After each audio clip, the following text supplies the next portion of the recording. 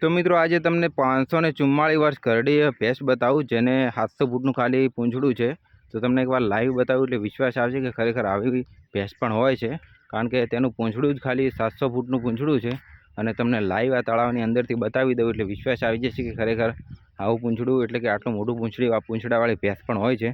તો અત્યારે તમને આપણે જે તળાવની અંદર આવી ગયા છીએ અને આ તળાવની અંદર જ એ ભેંસ છે, તો આપણે તમને લાઈવ બતાવીએ, કારણ કે અહીંયા જગ્યા જે છે એ બધી ખતરનાક જગ્યા છે અને આ જોઈ લો એકદમ ભયાનક જગ્યા છે। તો આપણે થોડું ધ્યાન રાખીને જઈએ।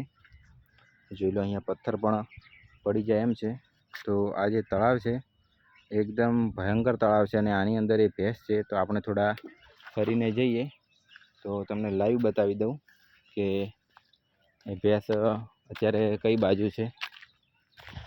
રોડ છે ને રોડની બાજુમાં જે તળાવ છે અને ત્યાં ઘરડી એટલે ઘણી બધી મોટી ભેંસ છે। તો તમને લાઈવ બતાવી દઉં। અહીંયા તળાવની અંદર જ અત્યારે છે પણ હજુ દેખાતી નથી મિત્રો, અને જો એકવાર દેખાય તો આપણે તમને લાઈવ બતાવી દઈએ, કારણ કે બીજી ભેંસો કરતાં અલગ ભેંસ છે, તે પાણીની અંદર પણ રહે છે એટલે બહાર નથી આવતી। ને આ જોઈ લો અહીંયા અલગ અલગ એવા જાનવર પણ હોય છે, તો તમને લાઈવ બતાવીશું આપણે। તો આપણે થોડા હજુ આગળ જઈએ અને એ ભેંસ જોઈએ, કારણ કે તેને ખાલી 700 ફૂટનું પૂંછડું છે અને આ તળાવની અંદર જ છે તે। તો આપણે જોવા તો અત્યારે આવ્યા જ છીએ અને આપણે જોઈએ તો આપણને વિશ્વાસ આવે કે ખરેખર આવી ભેંસ પણ હોય છે।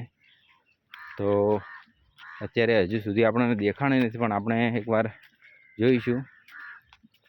તો આ તળાવ છે ને તળાવની અંદર આપણને ભેંસ જોવા મળી હતી પણ હજુ આપણને દેખાણી નથી મિત્રો। તો ફરીવાર આપણને એકવાર દેખાવા મળે તો આપણે તમને બતાવી દઈએ। બાકી આ જંગલ છે એકદમ ખતરનાક, જોઈ લો। અને આપણે અત્યારે જંગલની અંદર જે તળાવ છે ત્યાં આવ્યા છીએ અને તળાવની અંદર આપણે ભેંસ જોવા આવ્યા છીએ। જો આપણને એકવાર જોવા મળે તો આપણે જોઈશું। અને આ રસ્તો છે અને રસ્તો જંગલની વચ્ચે થઈને પસાર થાય છે। તો આપણે જે ભેંસ જોવા આવ્યા છીએ હજી આપણને ભેંસ જોવા નથી મળી, અને ઘણી બધી ઘરડી ભેંસ છે અને થોડી અલગ છે એટલે બીજી ભેંસો કરતાં। તો એકવાર આપણને જોવા મળે તો આપણે તમને બતાવી દઈએ।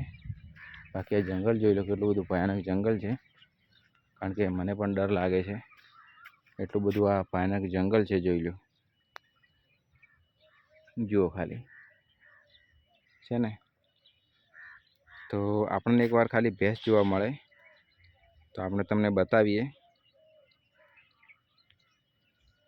તો મિત્રો અત્યારે તો ભેંસ જોવા નથી મળે, એમ તો આપણે ફરી વિડીયોમાં બતાવીશું જ્યારે બહાર નીકળશે ત્યારે। બાકી અત્યારે ફોન આપણો ગરમ થઈ ગયો છે।